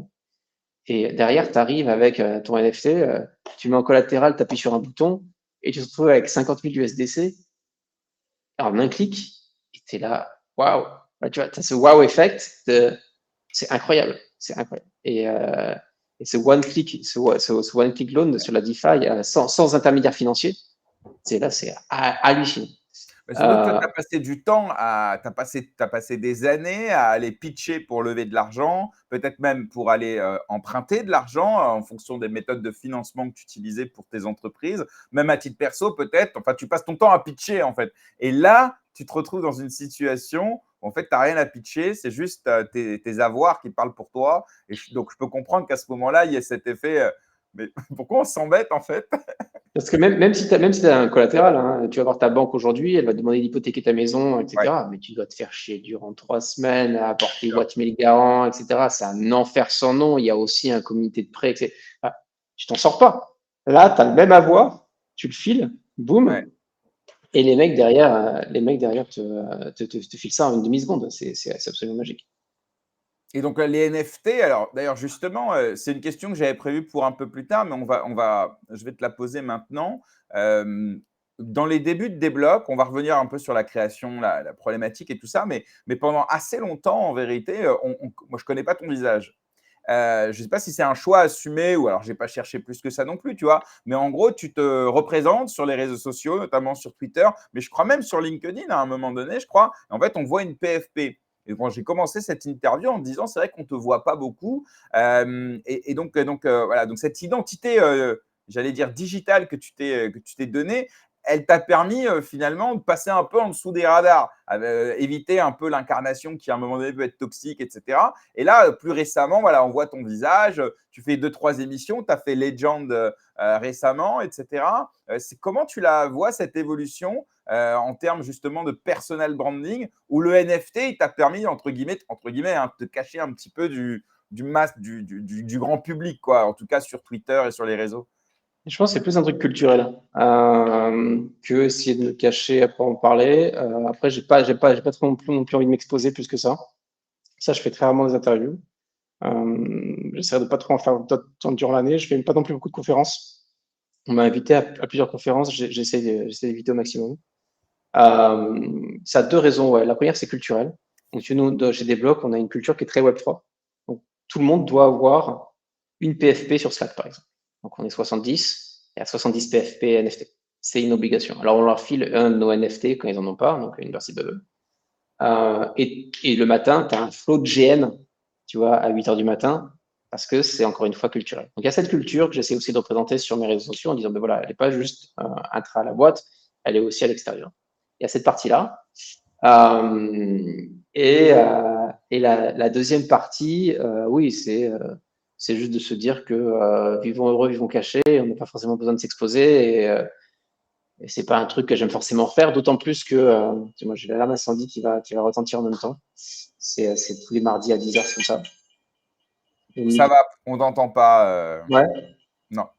ok. Euh, et la deuxième partie, c'est moi, je suis un gros avocat de l'idée.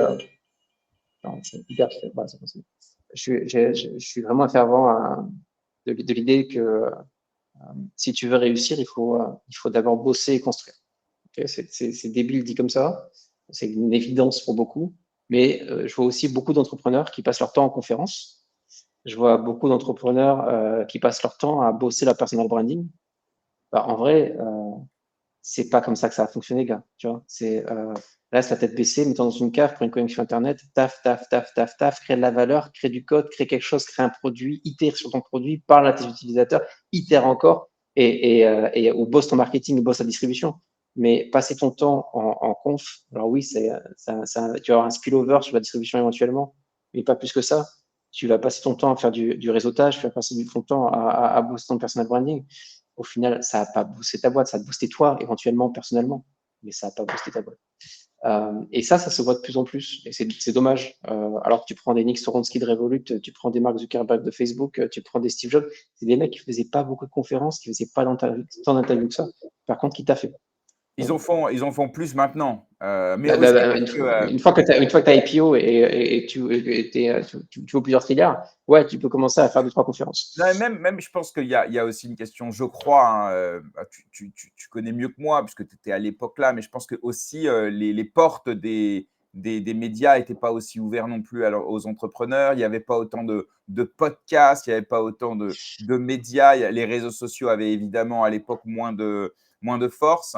Et puis surtout, peut-être il y avait ouais, le personal branding, c'est une notion qui existe depuis 50 ans, mais en vérité, notamment avec l'essor de LinkedIn, on voit que c'est des choses qui se sont développées et massifiées en vérité depuis à peu près 5 ans, quoi. Donc, encore une fois, je ne sais pas si dire qu'à l'époque, Steve Jobs faisait moins d'interviews par rapport à aujourd'hui. Peut-être qu'il en ferait plus s'il montait Apple aujourd'hui. En fait, c'est ça où finalement, on ne sait pas trop.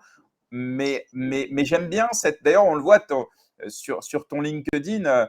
Et ça transparaît de cette interview, justement, le hashtag building, hashtag heads down, où voilà, on retrouve ce côté voilà, boss. Et puis, de toute façon, il y a que ton travail qui va te faire briller, quoi. Et c'est pas aller expliquer des choses que d'ailleurs, souvent, on a entendu ailleurs 1000 fois, qui sont souvent des éléments de langage qu'on répète. Donc, non, j'aime bien, honnêtement, j'aime bien cette Tu manière. les vois, les mecs qui font des interviews tout seuls.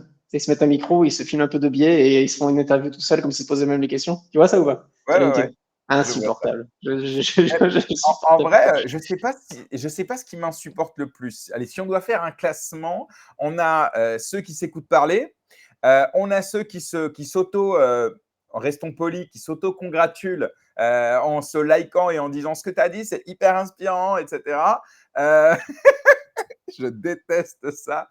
Et puis, tu as ceux qui font à peu près 15 interviews à la suite pour dire à peu près 15 fois la même chose. Et en fait, tu as des saisons. Alors, on pourrait dire, tu as la, je ne vais pas donner de nom, mais tu as la saison d'une personne où tu vas le voir sur tes réseaux tout le temps. Pendant 2 semaines, il va tout faire.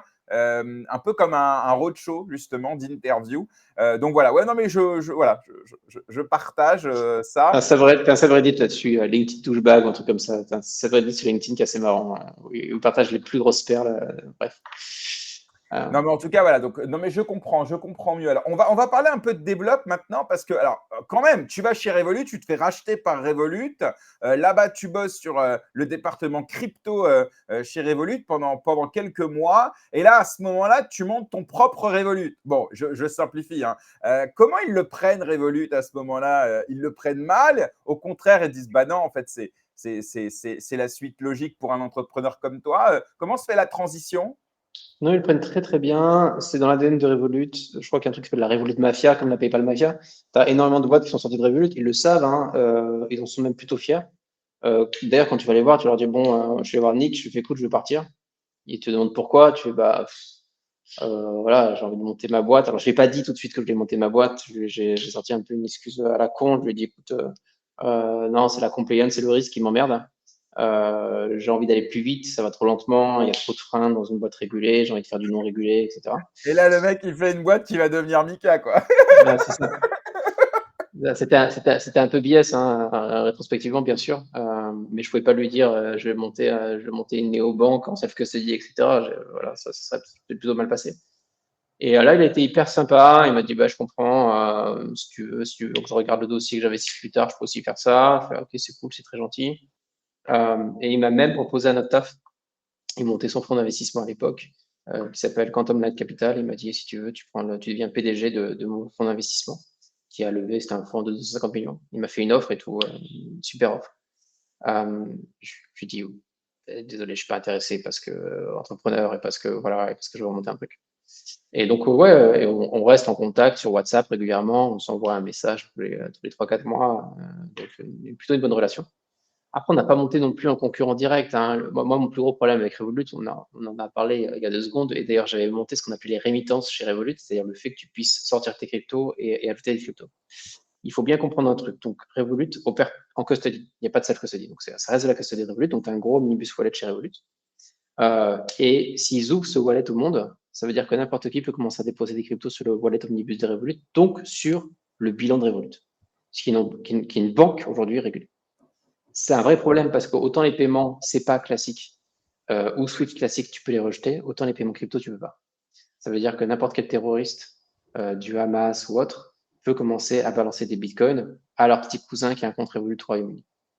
Et ça, d'un point de vue régulation, c'est un vrai gros problème. C'est pour ça que tu as de moins, si tu veux, c'est pour ça que les boîtes, en fait, n'ouvrent pas sans limite le retrait ou le dépôt de leur crypto. C'est vrai pour Robinhood, c'est vrai pour Revolut. Toutes les boîtes qui sont régulées un peu grosses, elles ne peuvent pas faire ça.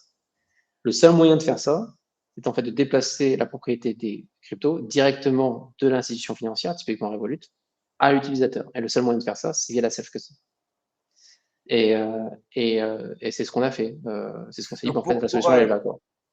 c'est très clair et c'est un enjeu qui est fondamental, qui se pose pour le régulateur en France en tout cas depuis 2019 avec la loi Pacte, où l'activité justement de détention, conservation de crypto pour le compte d'autrui devient une activité régulée parce que les prestataires de services sur actifs numériques, donc les PSAN à l'époque, alors aujourd'hui on va y revenir, parce que maintenant ça s'est européanisé, eh bien, sont responsables, comme toute institution financière, de tracer, vérifier, contrôler et informer leur autorité de tutelle sur la provenance, l'origine des fonds. Et ce que tu dis sur les wallets, c'est intéressant puisque il y a des listes qui sont faites de wallets un peu blacklistés, soit parce qu'ils viennent d'endroits un peu bizarres, soit parce qu'ils ont été en lien d'une manière ou d'une autre, soit un gros hack, soit une activité terroriste, criminelle. Il y a aussi la lutte anti-blanchiment d'argent. Donc, toutes ces choses-là font que la custodie, en fait, c'est devenu un enjeu majeur. Parce que si tu décides de détenir les actifs pour le compte de tes clients, bah, tu es responsable directement de cela.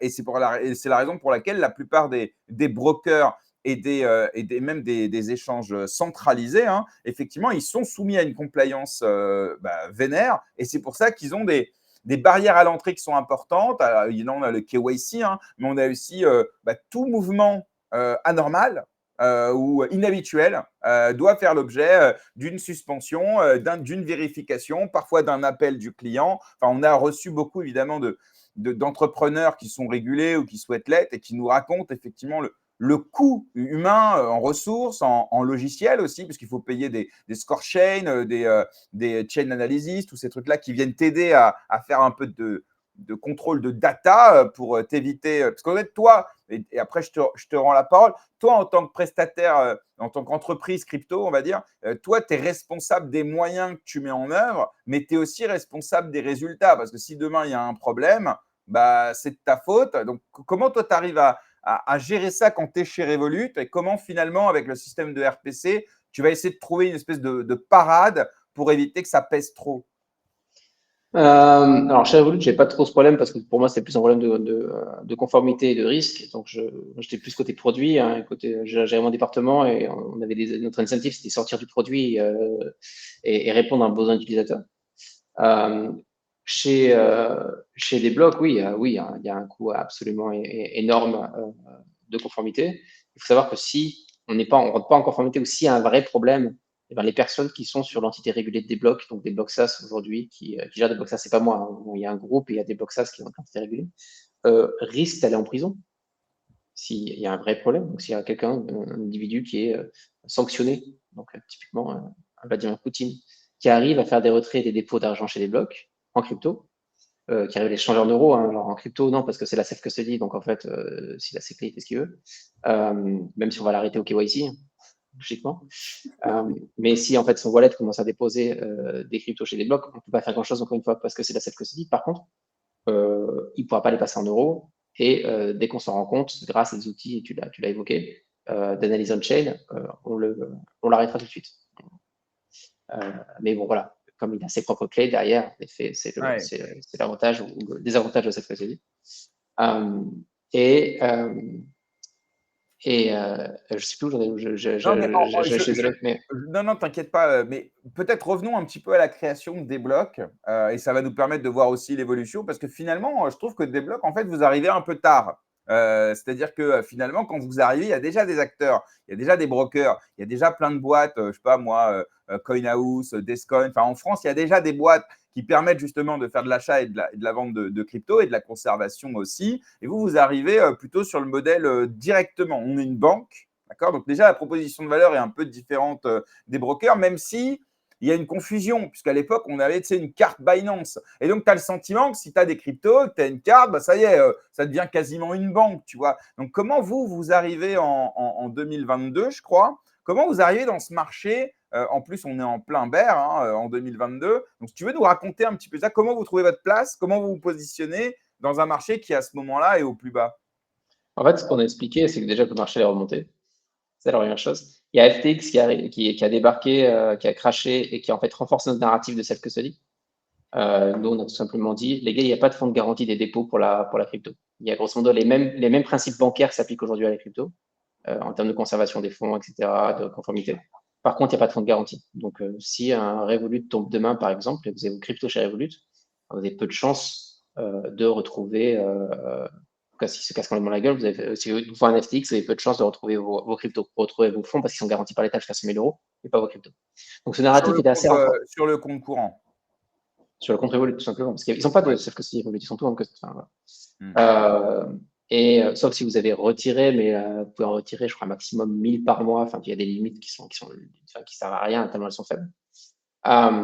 Et on arrive, on dit, nous, le problème aujourd'hui du marché, ce qu'on comprend du marché, c'est que oui, tu peux aller sur un CoinHouse, un Binance, un Coinbase, etc.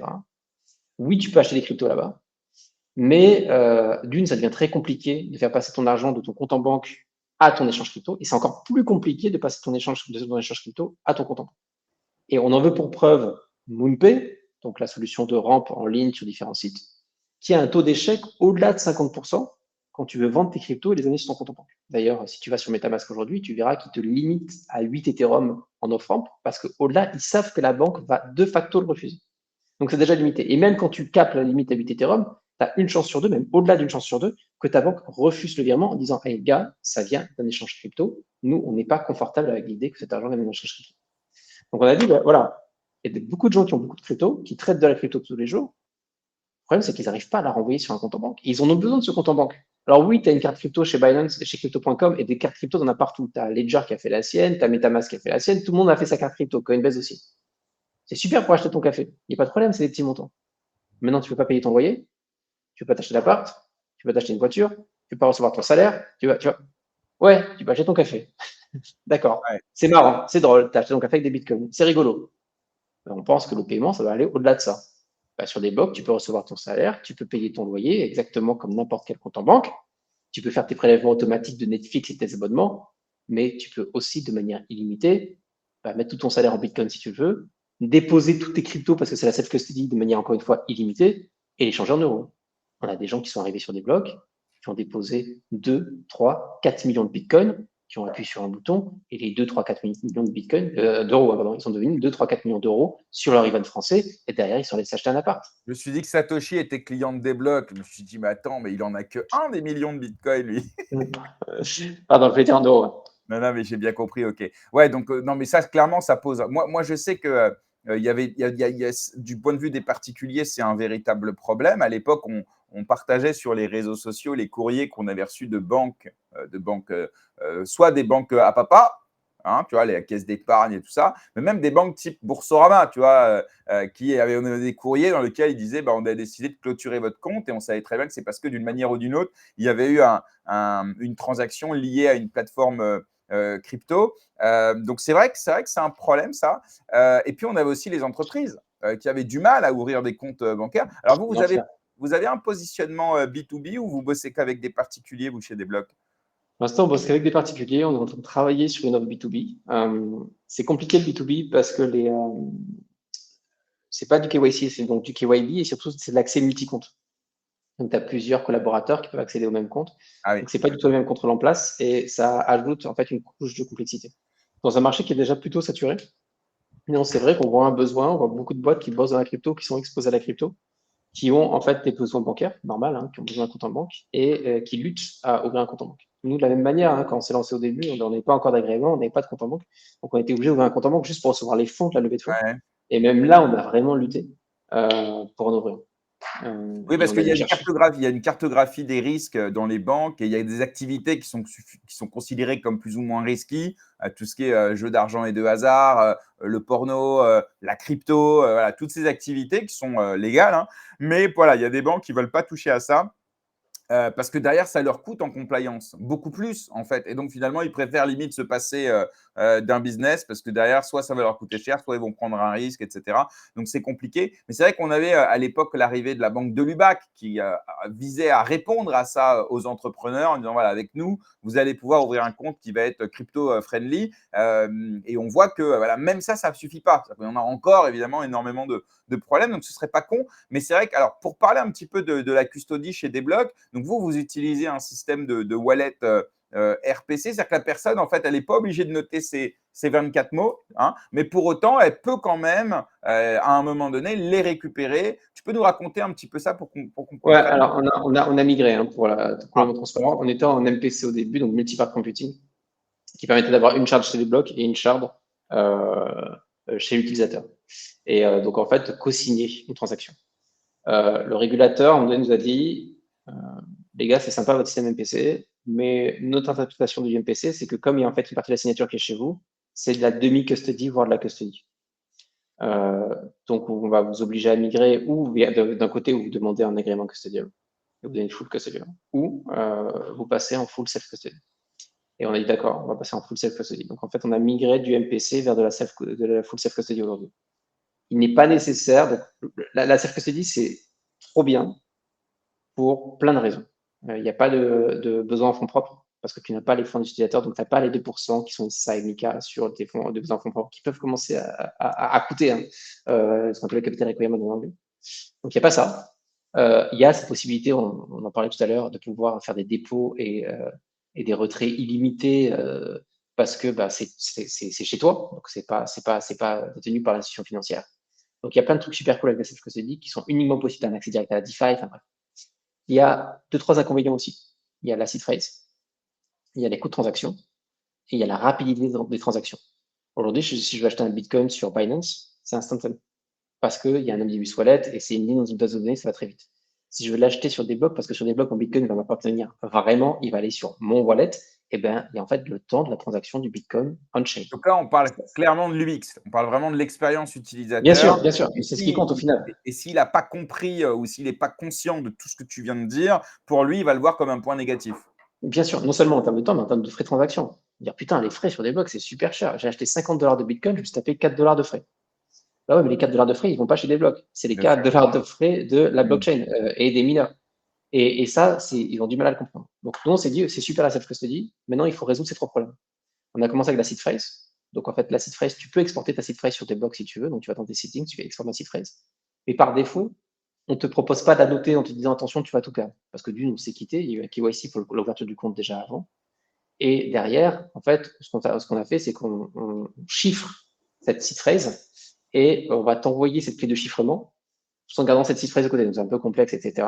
Mais on arrive via un tiers de confiance qui va juste garder la clé de chiffrement, qui n'a pas accès à ta seed phrase. Hein. Ta seed phrase, elle est chez toi, il n'y a pas de problème, que je soit très clair, mais elle va juste avoir accès à cette clé de chiffrement qui, derrière, te permettra éventuellement, toi, de crypter ta seed phrase que tu n'as que toi. Donc, c'est un peu complexe, mais voilà, on arrive Non, comme ça à détourner le besoin d'avoir à noter sa seed phrase, même si on peut toujours l'exporter à n'importe quel moment.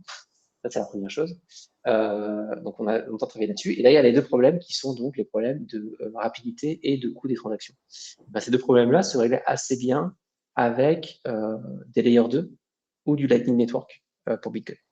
Alors, Lightning Network, c'est vrai, c'est réel et c'est un fantasme en même temps. Parce que Lightning, pour ceux qui ne connaissent pas très bien Lightning, ça a plein de problèmes.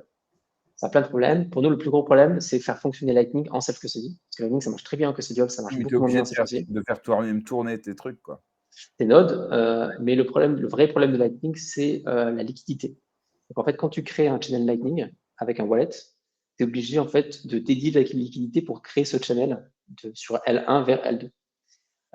Et donc, par exemple, tu es obligé de mettre un Bitcoin. Si moi je vais t'envoyer, on veut créer un channel Lightning tous les deux, je vais mettre un Bitcoin de mon côté, toi tu vas mettre, je sais pas, un Bitcoin de ton côté, et on peut s'envoyer maximum un Bitcoin tous les deux sur Lightning. Ça marche comme ça. Maintenant, quand tu as plein de wallets self-custodial que tu veux créer par défaut, hein, pour que les utilisateurs aient une bonne expérience, ça veut dire que tu vas devoir allouer de la liquidité à chacun de ces wallets. On ne veut pas allouer un Bitcoin à chacun de nos utilisateurs. C'est pas possible. On va être broke en 2 jours.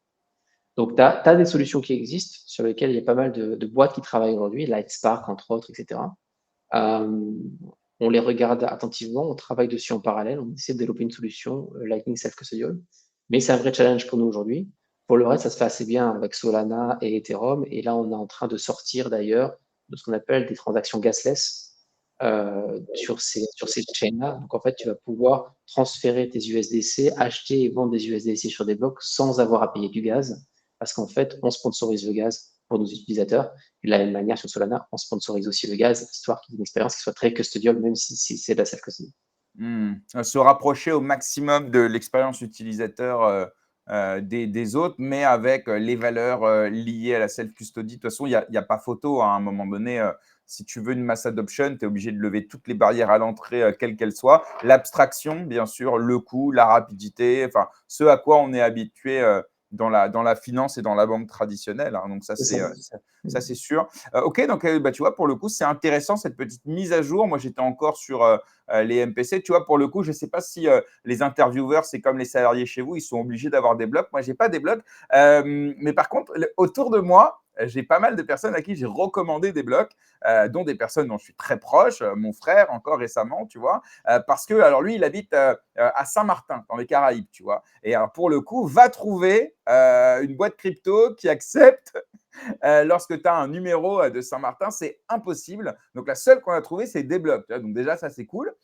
Et puis, j'ai quelqu'un d'autre, un proche de moi, qui a téléchargé Desblocs. Il avait Bitpanda avant, voilà, pour ne rien te cacher.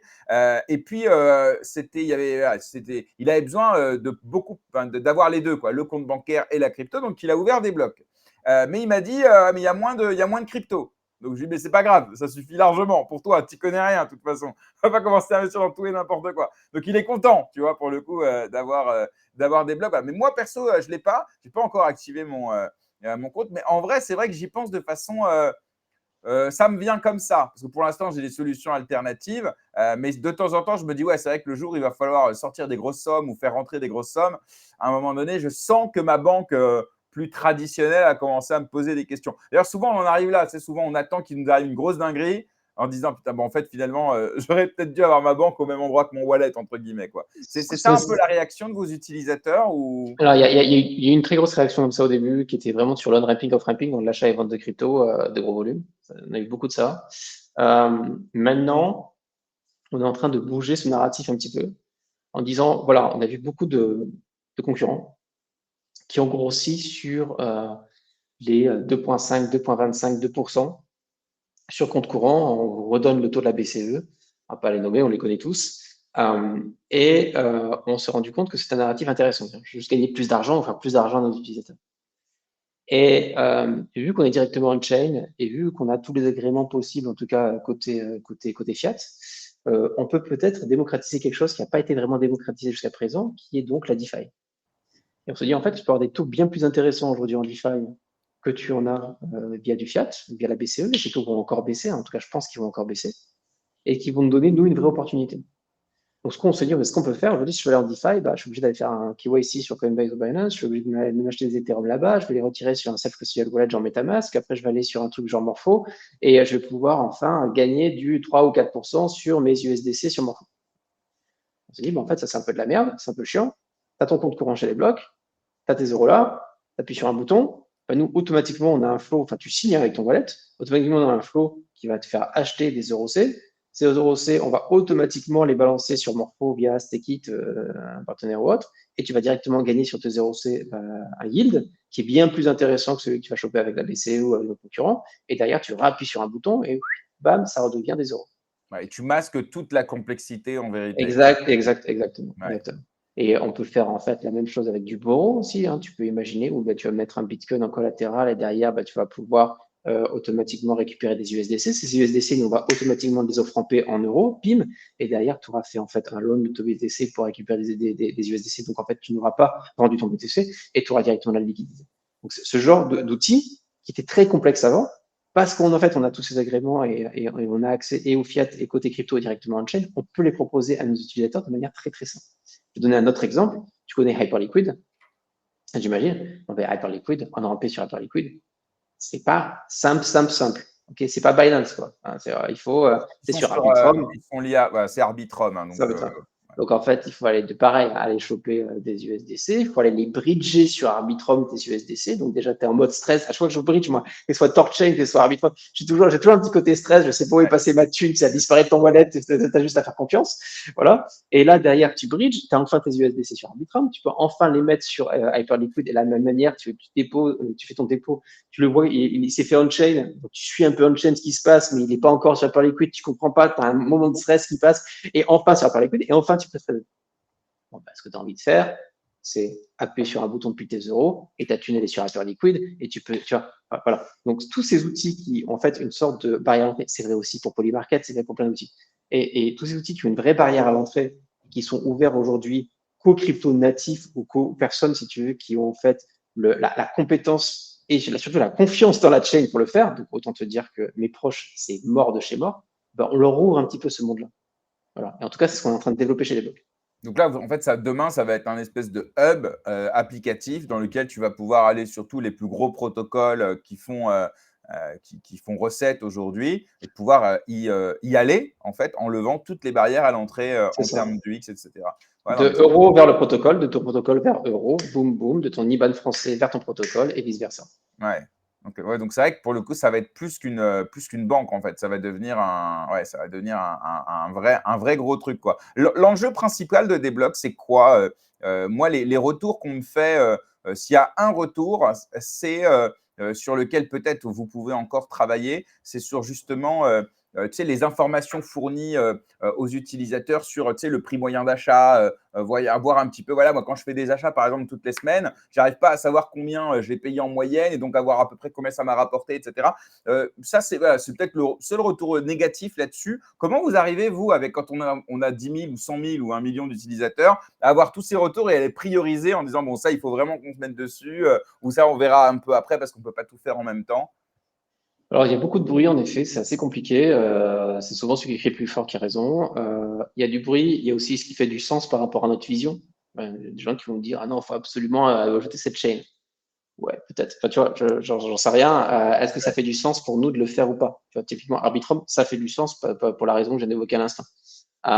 D'autres chaînes, peut-être beaucoup moins. Voilà. Donc, il y a ça, il y a notre jugement perso, et il y a aussi tout ce qu'on va mesurer dans l'application. Donc, tu vois, dans l'application, par exemple, aujourd'hui, on voit qu'il y a beaucoup plus de détenteurs de Bitcoin chez des blocs que d'autres jetons. Et du coup, on a plus envie de développer des services autour de Bitcoin, donc Lightning, Bitcoin Earn, Borrow, donc avec Bitcoin collatéral, que développer des applications pour d'autres jetons qui sont beaucoup moins représentés chez des blocs. On va aussi mesurer, donc on a un outil de recherche de jetons dans des blocs, tu peux taper un jeton. Il y a XRP, Dodge ou autre, et on va mesurer en fait le nombre de requêtes de recherche qui ont été faites dans l'application. Donc on voit ce que veulent les utilisateurs. Aujourd'hui, par exemple, il y a une chaîne qui est beaucoup plus cherchée que les autres, je ne le dévoilerai pas, mais on se dit, voilà, ça peut être intéressant parce que clairement, elle est désirée par notre C'est Tezos, communauté. j'imagine. Exactement, c'est Tezos. Arthur Whiteman.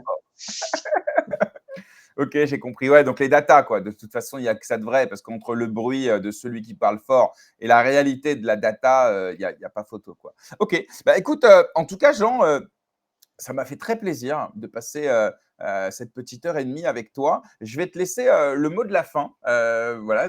Je ne sais pas si tu veux nous partager quelque chose, soit une info un peu croustillante sur des blogs ou sur ce qui va venir. Un mot peut-être aussi à votre communauté qui est très engagée, qui vous suit depuis le début.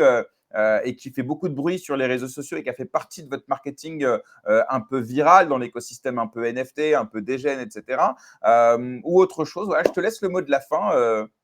Quartier libre. Ouais. C'est une super transition, surtout sur la partie communautaire. C'est vrai qu'on n'a pas été très actifs récemment dans notre communauté, mais à coup pas. Parce qu'on était tête baissée et on avait d'autres problèmes. Voilà, c'est un luxe parfois de s'occuper de sa communauté. On l'a pas eu dernièrement. On les oublie pas. On a deux, trois trucs dans les cartons pour eux.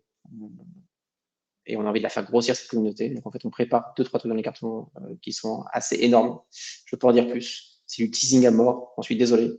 Mais qui se tiennent prêts. Et dans les 3, 6 mois max, on va sortir des bangers pour notre communauté.